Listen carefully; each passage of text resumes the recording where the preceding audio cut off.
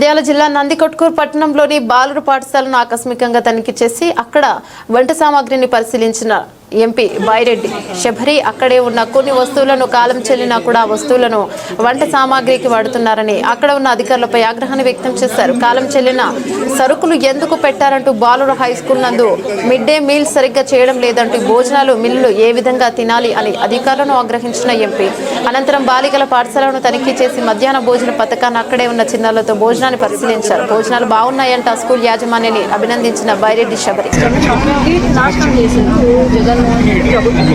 ఎందుకు అంటే దాదాపు ఇప్పుడు primary schools, pre primary, high schools రెండు క్లబ్ చేసి ఎక్కడైతే మనము డెవలప్మెంట్ అని అన్నారు, స్కూల్స్ ఇంగ్లీషు అని అంత కంప్లీట్ వచ్చిన ఫండ్స్ ని కంప్లీట్ డైవర్ట్ చేసేసి ఎడ్యుకేషన్ సిస్టమ్ ని సర్వనాశనం చేస్తుంది.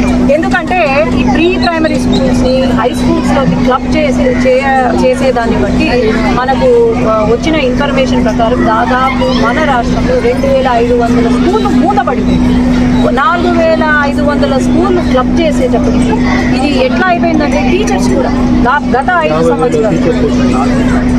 గత 5 సంవత్సరాల్లో టీచర్స్ ఎవరైతే ఇంటర్మీడియట్ చదివే అర్హత ఉన్న టీచర్స్ని హై స్కూల్స్కి పంపించేసి ఈ బీఈడి ఏదైతే ఉందో అది వాళ్ళను ప్రీ ప్రైమరీకి పంపించేసి కంప్లీట్ సర్వనాశనం చేసింది. అప్పుడు గత 5 ఇయర్స్గా రేషియో మామూలుగా 1:20 ఉంటారు రేషియో. కానీ ఇప్పుడు టీచర్స్ కరువు అయిపోయి పోస్టింగ్స్ నింపక, ఎక్కడ టీచర్స్ పోస్ట్ ఖాళీ పోస్టులను కూడా నింపక వీళ్ళు చేసిన ఘనకార్యం ఏంటంటే రేషియో 1:60, 1:70కి వచ్చారు. ఇక్కడ క్వాలిటీ అనేది కంప్లీట్ పోయింది, ఎడ్యుకేషన్ క్వాలిటీ.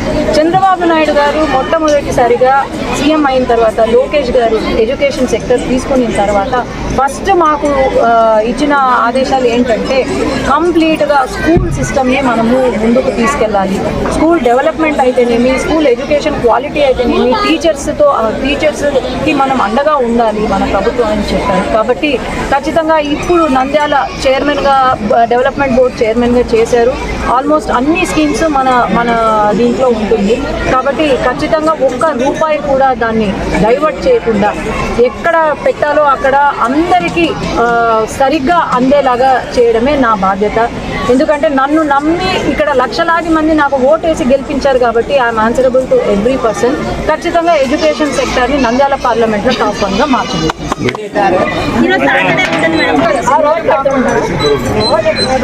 బాగా చేస్తుంది.